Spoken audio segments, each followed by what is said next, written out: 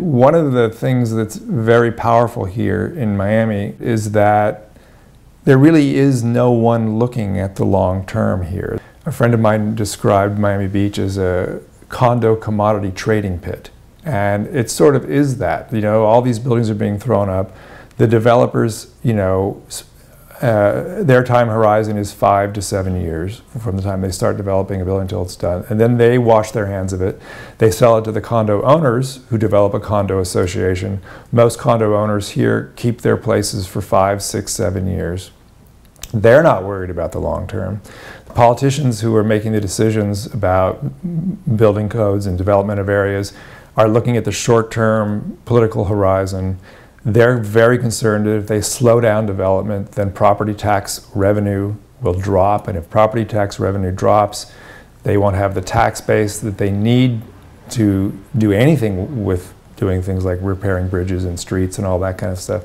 So the entire economic and political apparatus in Miami, and to a degree in America, although this place is a sort of almost a kind of parody of it all, but is all geared at the 5, 6, 7 year horizon. And so what happens in 20 years, it's not my problem. I'm not thinking about that. I don't care. And there's nobody in the conversation, including the banks who have 30-year mortgages, but they slice and dice those mortgages into packages and sell them off every year. So even the banks with 30-year mortgages don't really care about what happens in 30 years.